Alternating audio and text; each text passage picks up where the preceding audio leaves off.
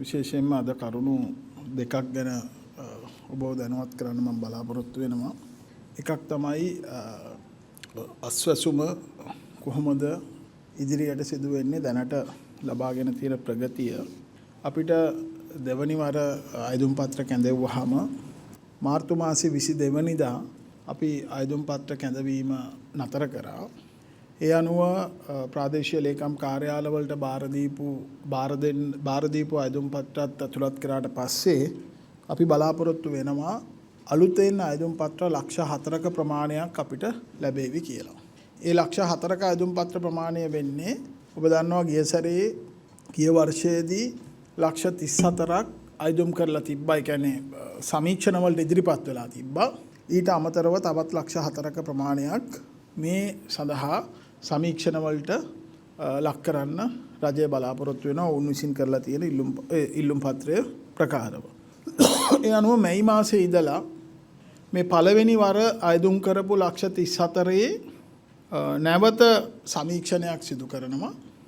ඒ වගේම අලුතෙන් ඉල්ලුම් පත්‍ර ඉදිරිපත් කරපු ලක්ෂ 4 සම්පූර්ණ සමීක්ෂණයක් සිදු වෙනවා. මේ කටයුත්ත වාර්ෂිකව සිදුවන වැඩ කටයුත්තක්.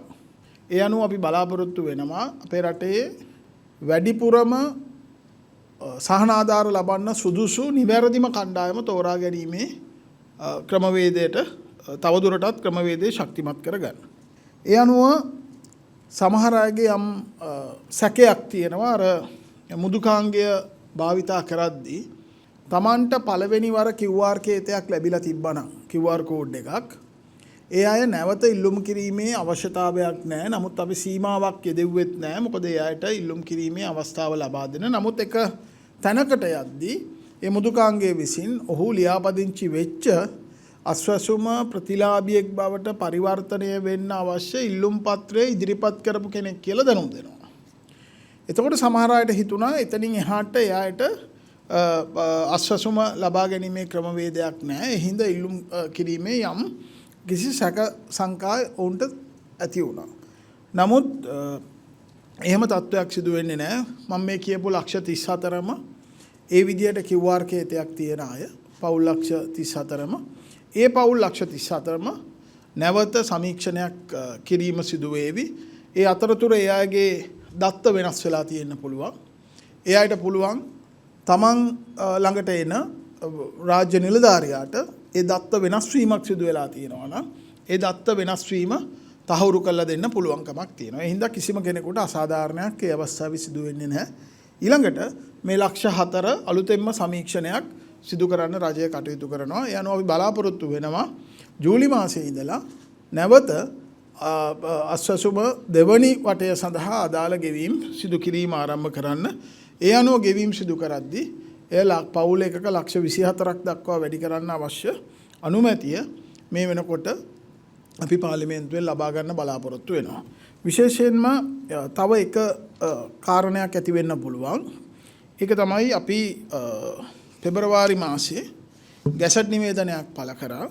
ඒ ගැසට් නිවේදනය අනුව ඒ ගැසට් නිවේදනය පළ කරන්න ප්‍රධාන හේතුව වුණේ විවිධ තැන්වලින් ලබා දීපු තොරතුරු පාර්ලිමේන්තුව විසින් ඉදිරිපත් කරපු තොරතුරු සලකලා අපි ප්‍රතිලාභීන් සංඛ්‍යාව ලක්ෂ 24ක් දක්වා පවුල් එකක ලක්ෂ 24ක් දක්වා වැඩි කරලා තියෙනවා. ඒ අනුව දැනට ප්‍රතිලාභ ගෙවීම් සිදුවන කාණ්ඩ අතරින් කාණ්ඩ දෙකකට ජනවාරි මාසයේ ඉඳලා එක කාණ්ඩයකට ජනවාරි මාසයේ ඒ කියන්නේ ගිය අවුරුද්ද දෙසැම්බර් 31 වෙනිදා දක්වා කරපු ගෙවීම නතර වෙනවා. ඊළඟ කාණ්ඩයට මාර්තු 31 දක්වා කරපු ගෙවීම නතර වෙනවා. නමුත් ඒ අයට එසේ සිදු නොවෙන්න අවශ්‍ය මේ ගැසට් පත්‍රය මේ වෙනකොට පළ කරලා තියෙනවා. ඒ අනුව පාර්ලිමේන්තුව අනුමැතිය අපි ලබා ගත්තට පස්සේ අපි බලාපොරොත්තු වෙනවා අප්‍රේල් මාසයේ අන්තිම සතියේ පාර්ලිමේන්තුව නැවත රැස් වුණාට පස්සේ ඒ සඳහා රාජ්‍ය මුදල් කාර්ය සභාවේ අනුමැතිය ලබාගෙන පාර්ලිමේන්තුවේ අනුමැතිය ලබා ගන්න. ඒ අනුව ඔවුන්ට අර නැවතිච්ච දාපටන් ඒ කියන්නේ අවදානමට ලක් වූ කාණ්ඩයත් සංක්‍රාන්තික කාණ්ඩයටත් ජනවාරි මාසයේ ඉඳලා මේ ගෙවීම් සිදු කරන්න අපි වැඩ කටයුතු කරනවා. ඒ අනුව 2500ක දීමනාවක් ලැබපු කාණ්ඩය රුපියල් 5000ක දීමනාවක් ලබන කාණ්ඩයක් බවට පරිවර්තනය වෙනවා. ඒ අය 2024 දෙසැම්බර් මාසේ 31 වෙනිදා දක්වා මේ ගෙවීම් කරන්න අවශ්‍ය වැඩ කටයුතු සඳහා අවශ්‍ය සංශෝධනය තමයි මේ ඉදිරිපත් කරලා තියෙන්නේ. ඉතින් මම හිතන්නේ කිසිම කෙනෙකුට අසාධාරණයක් නොවෙන්න වැඩ කටයුතු අස්වැසුම තුළ සිදු වේවි. නමුත් අපි දන්නවා වැරදි තොරතුරු ලබා දීම තුළ ප්‍රතිලාභ ලබා ගන්න කාණ්ඩ ඉන්නවා. ඒ අය පිළිබඳව අපි විශේෂ අවධානය යොමු කරලා තියෙනවා. ඒ වගේම ඊටාම වැදගත් ක්‍රියාවලියක් අපි දෙවන වර මේ අස්වැසුම ප්‍රතිලාභීන් ලක්ෂ 24ක් තෝරාගත්තට පස්සේ අපි බලාපොරොත්තු වෙනවා මේ අය සම්බන්ධයෙන් පසු විපරමක් කරලා බලන්න, විශේෂයෙන්ම පළවෙනි අවුරුද්ද තුල ගෙවීම් සිදු කරපු එහෙම නැත්නම් ප්‍රතිලාභ ලැබපු අය සම්බන්ධයෙන් සමීක්ෂණයක් කරන්න, පසු විපරම් සමීක්ෂණයක් කරන්න මොන වගේ වැඩ කටයුත්තකට මේ අය මේ මුදල් භාවිතා කරාද, ඒ වගේම ඒ අය තමන් ඉදිරියේදී සවි බල ගැනීම වැඩසටහනට කොතෙක් දුරට දායක වෙන්න කටයුතු කරලා තියෙනවද, මොකද්ද ඔවුන්ගේ ලැබු ප්‍රතිලාභය, මොකද මේ සියල්ල අපි කරන්නේ රටේ බදු ගෙවන ජනතාවගේ මුදල් වලින්. එහෙනම් නිවැරදිම කාණ්ඩය තෝරගෙන නිවැරදිම අවශ්‍යතාවය වෙනුවෙන් යොමු කිරීම ඉතාම වැදගත් වෙයි. මම හිතනවා මේ ගෙවීම් සිදු කරනවා හා සමානම ඉතාම වැදගත් කාරණය වෙන්නේ මේ පසු විපරම් සමීක්ෂණය තුළ මොකද්ද අපි තවදුරටත් ශක්තිමත් කරගිය යුතු තැන් තියෙනවා නම් ඒ පිළිබඳව අවධානය යොමු කරන්න. ඉතින් ඒ කටයුත්ත අස්වැසුම හරහා සිදු කරන්න අපි බලාපොරොත්තු වෙනවා. ඒ වෙනකොට ඒ වගේම මේ වෙනකොටම වහුගඩු රෝගී දීමනාව ලබන, ඒ වගේම වැඩිහිටි දීමනාව ලබන, ඒ වගේම ආබාධ දීමනාව ලබන මේ අය පිළිබඳවත්, මේ පුරවැසියන් පිළිබඳවත් තොරතුරු අපේ දත්ත පද්ධතියට ඇතුළත් කරන්න කටයුතු කරනවා. ඒ අනුව ඉදිරියේදී ඔවුන්ටත් අපහසුතාවයක් ඇති නොවන ආකාරයට ඔවුන්ට මුදල් ලබා ගන්න පුළුවන් ඍජුව ඔවුන්ගේ ගිණුම් වලට මුදල් බැර කිරීමේ ක්‍රමවේදයට ගමන් කරන්න සුබසාධක ප්‍රතිලාභ මණ්ඩලය කටයුතු කරමින් ඉන්නවා. ඉතින් මම හිතනවා අපිට තවදුරටත් අපි විශේෂයෙන් ස්තුතිවන්ත වෙනවා මේ වැඩ කටයුත්ත සිදු කරද්දී අපිට සහයෝගය දක්වපු රාජ්‍ය නිලධාරීන් වගේම මේ තිබෙන වැඩසටහන තවදුරටත් ශක්තිමත් කර ගැනීම සම්බන්ධයෙන්. මොකද මම නිරන්තරයෙන්ම කිව්වා අවුරුදු 28කට පස්සේ තමයි විනිවිදභාවයක් තියෙන ක්‍රමවේදයක් හඳුන්වලා දීලා තියෙන්නේ. තවදුරටත් ශක්තිමත් කර ගැනීම සම්බන්ධයෙන් අපිට තොරතුරු ලබා දීපු විවිධ අදහස් ලබා දීපු අයට, මොකද මේ සියල්ල පාවිච්චි කළා තමයි අපි වඩා ක්‍රමවත් සුදුසු නිවැරදිම කාණ්ඩය තෝරා ගැනීම සඳහා කටයුතු කළා තියෙනවා. ඊළඟට රටක් හැටියට ගත්තොත් අපේ රටේ ආර්ථිකය ඔබ දන්නවා කාර්තු 6කට පස්සේ 2023 තුන්වෙනි කාර්තුවත් හතරවෙනි කාර්තුව තුලත් ආර්ථිකයේ ප්‍රසාරණයක් වෙන්න පටන් ගත්තා. කාර්තු 6ක් එක දිගට ඍණ ආර්ථික වර්ධන වේගයක් තිබ්බ රටක් 2023 තුන්වෙනි කාර්තුවෙත් 23 හතරවෙනි කාර්තුව තුලත් විශේෂයෙන්ම හතරවෙනි කාර්තුව තුල කැපිපේන 4.5ක වර්ධනයක් අපිට ළඟා කරගන්න පුළුවන් වුණා. මේ ළඟා කරගත්තේ ජනාධිපතිතුමා සහ රජය ජාත්‍යන්තර මූල්‍ය අරමුදලත් එක්ක, ඒ වගේම අනිකුත් ජාත්‍යන්තර මූල්‍ය පහසුකම් ලබා දෙන ආයතන, ලෝක බැංකුව, ආසියානු සංවර්ධන බැංකුව වගේ, අනික් පැත්තෙන් අපේ ණය හිමියන් එක්ක මේ සියලු දෙනා එක්ක අත්වල බැඳගෙන කටයුතු කරන්න පුළුවන් පිළිගත් ක්‍රමවේදයකට රටේ පාලනය සහ මූල්‍ය පාලනය ගමන් කරවීම තුළ ඒ තුළ අපි පිළිගන්නවා ජනතාවට කෙටි කාලීනව අපහසුතා පැමිණියා. නමුත් ඒ අපහසුතා අපි කිව්වා වගේම අද ක්‍රමානුකූලව අඩු වෙමින් පවතිනවා. විශේෂයෙන්ම අද රටේ උද්දමනය මේ ආර්ථිකයේ අර්බුදයකට හසු වෙච්ච බොහෝ රටවල් වලට ළඟා කරගන්න බැරි වෙච්ච ඉලක්ක මාස 18ක කාල පරිච්ඡේදයක් තුල ජනාධිපතිතුමාගේ නායකත්වය තුල ඒ වගේම පාර්ලිමේන්තුව ලබා දීපු සහයෝගය සහ විශේෂයෙන්ම රටේ ජනතාව ලබා දීපු සහයෝගය තුල අපිට පරිවර්තනය කරගන්න පුළුවන් වුණා ප්‍රතිඵල බවට.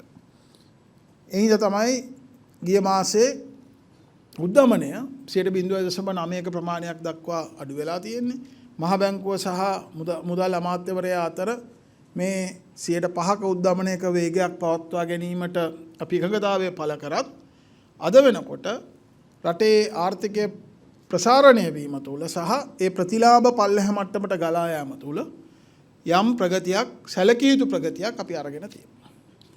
අපි බලාපොරොත්තු වෙනවා තවදුරටත් රුපියල ශක්තිමත් වීම තුළ එහි වාසිය පාරිභෝගිකයාට ගමන් කරන්න අවශ්‍ය පසුබිම රටේ නිර්මාණය වෙයි කියලා. අද මිල ගණන් ස්ථාවර වීම ආරම්භ වෙලා තියෙනවා.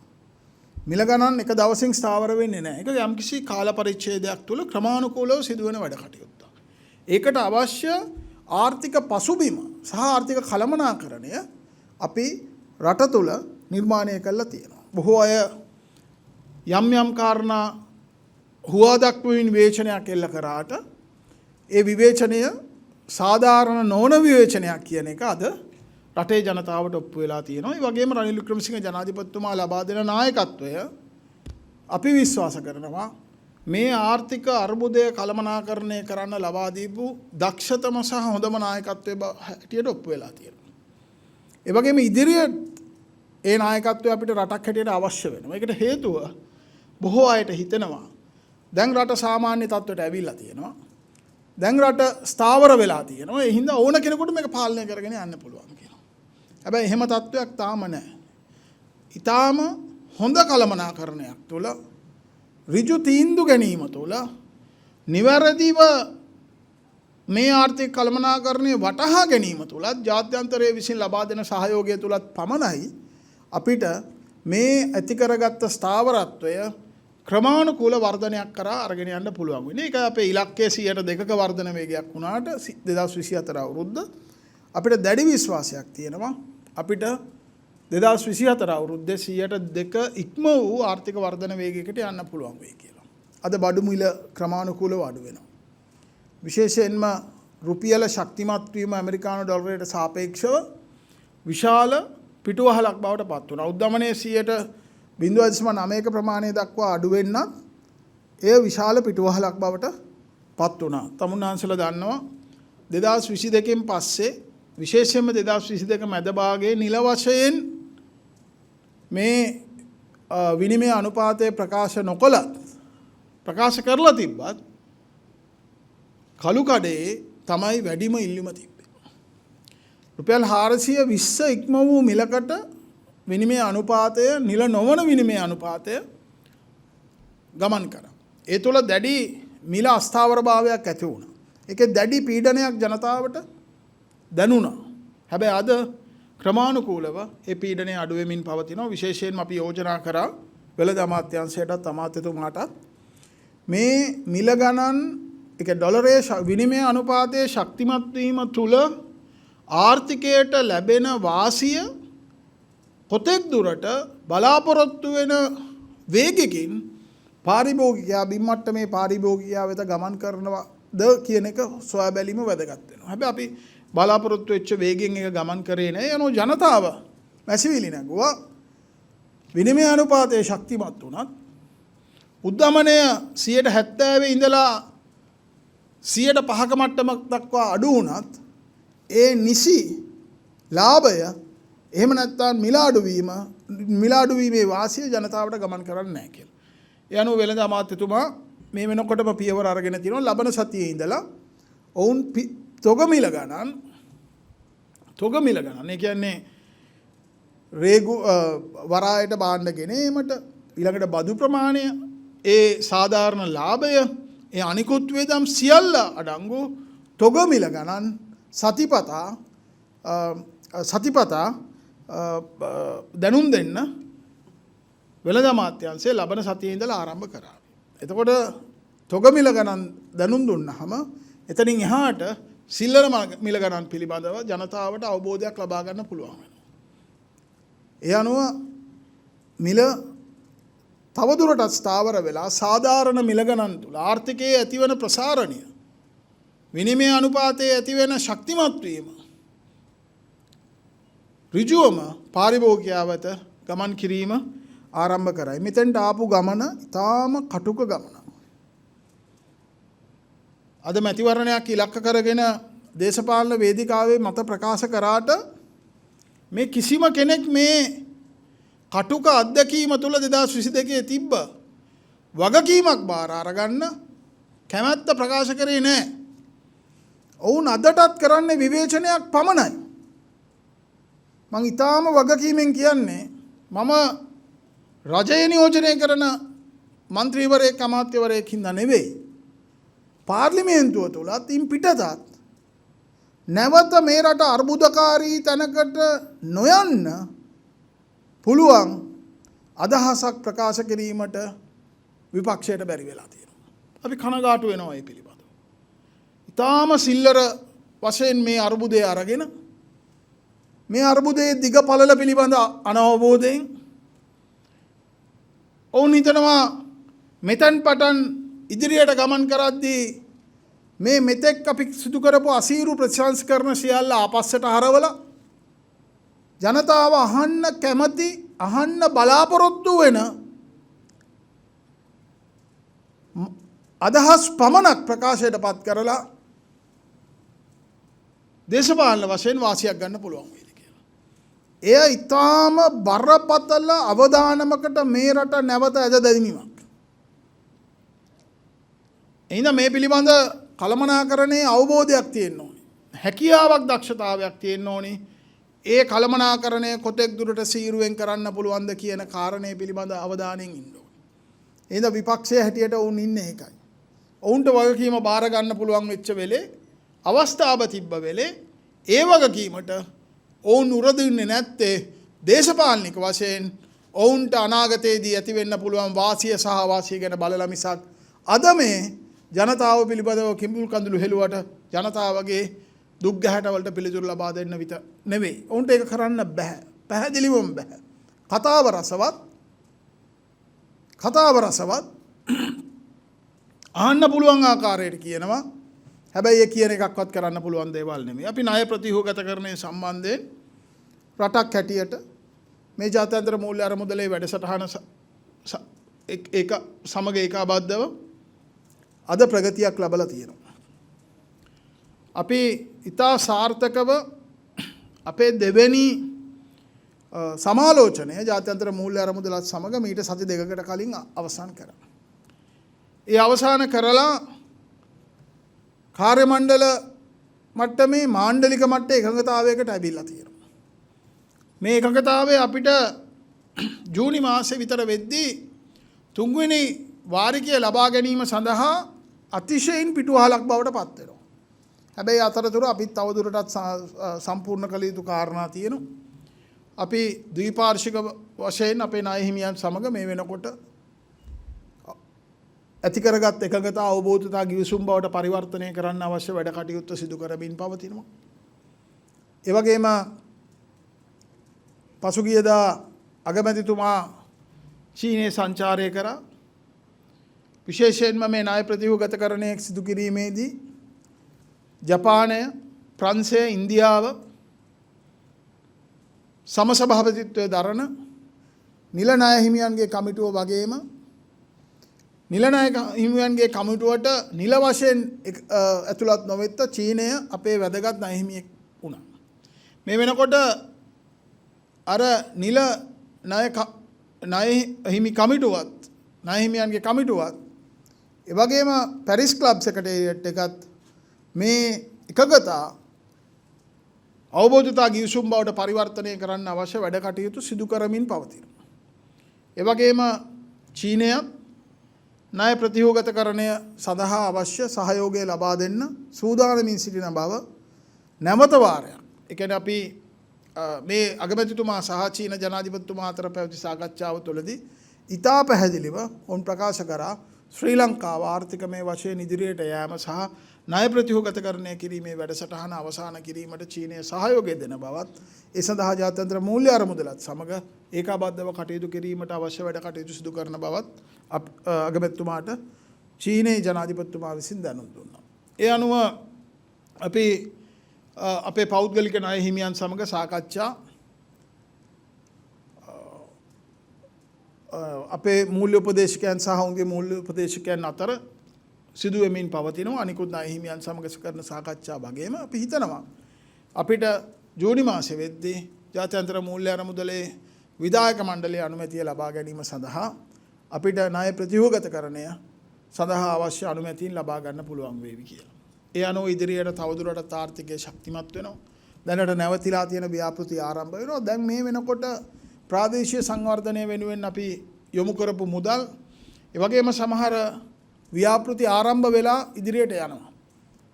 ඒ තුලත් ආර්ථිකයට අවශ්‍ය ශක්තිය දැනෙමින් පවතිනවා. ඒ හින්දා ආර්ථිකමය වශයෙන් රට වර්ධනයක් කරා ගෙන යන්න අවශ්‍ය ශක්තිමත් ආර්ථිකයක් කරා ගෙන යන්න අවශ්‍ය වාතාවරණය රනිල් වික්‍රමසිංහ ජනාධිපතිතුමා ප්‍රමුඛ රජය සකස් කරලා ඒකේ ප්‍රතිලාභ මාස 16ක් විතර ගියාට පස්සේ ජනතාවට ලැබෙමින් පවතිනවා. මේ උත්සව සමය තුල අපි බලාපොරොත්තු වෙනවා ආර්ථික ක්‍රියාකාරකම් තව වැඩියෙන් සිදු වේවි. ඊට පස්සේ වෙසක් සමය, පොසොන් සමය, ඒ වගේම රාමසාන උත්සව සමය, ඊළඟට අපේ රටේ නත්තල් සමය මේ ආදී සියලු උත්සව ජනතාවට සතුටෙන් සමරන්න පුළුවන් අවස්ථාවක් අද රජය නිර්මාණය කළා තියෙනවා. ඉතින් මම හිතනවා දේශපාලන වශයෙන් මොන ආකාරයේ විවේචන එල්ල වුණත් නිවැරදිව ආර්ථිකය කළමනාකරණය කිරීමේ වගකීම රනිල් වික්‍රමසිංහ ජනාධිපතිතුමා සහ රජය ඉටු කරලා තියෙනවා. ඉතින් එතනදී අපි බලාපොරොත්තු වෙන්නේ තවදුරටත් ආර්ථිකය ශක්තිමත් කිරීම සහ එහි ප්‍රතිලාභ වේගවත්ව තවදුරටත් ජනතාවට ගලා යාමට කටයුතු කිරීම. ඔබතුමාට වෙන පැහැදිලි කිරීමක් අවශ්‍ය නම් ප්‍රශ්නයක් අහුවොත් උත්තර දෙන්න පුළුවන්. Minister, sorry, may I ask a question, please? Could you give us an idea of what is happening with the debt talks with the bondholders in London? And also, is there a timeline with MOU and also the agreement with China Exim Bank? Is there an indication of when these agreements will be signed, please? I cannot exactly indicate a timeline, but we want to finalize debt resolution within the second quarter. And it is very important for Sri Lanka to finalize the debt resolution, because for us to our case to be presented to the board, completion of the debt resolution is very important. Already with certain creditors we have reached agreements in principle. Now we are in the process of converting that or translating that into the MOUs. The discussions with the private bondholders as well as with commercial creditors and also with the bilateral creditors to finalize the resolutions are going on, as you know. The advisors are engaging positively, the authorities are engaging. So let us see, we'll be able to hopefully give a good news before we conclude the second quarter. That is the benchmark we have. I'm quite optimistic that we will come into a debt resolution quite soon.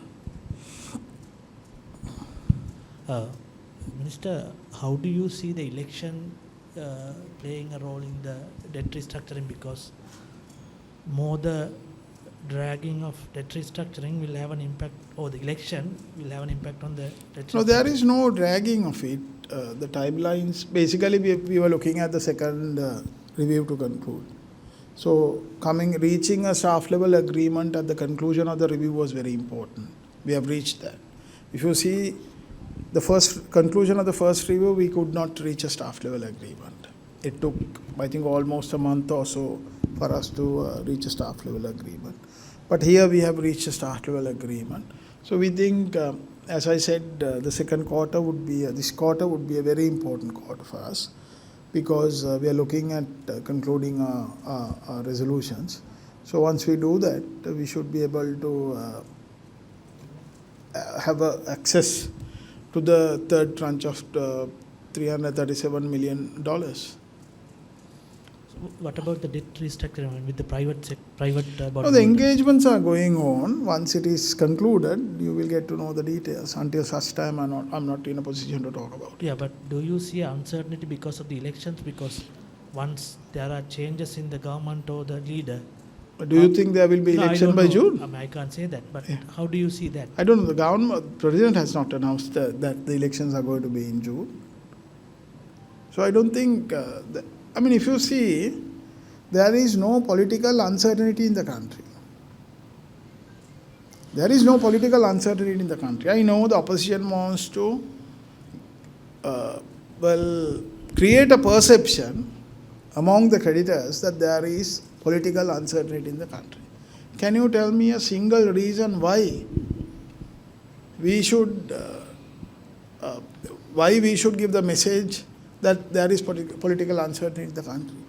2022, yes, but starting from 2022, mid 2022 to now, can you tell me a single instance where there was political uncertainty? There is financial stability in the country. The financial sector has all the confidence in the reform agenda. And we have started bearing fruit on the reforms what we took forward.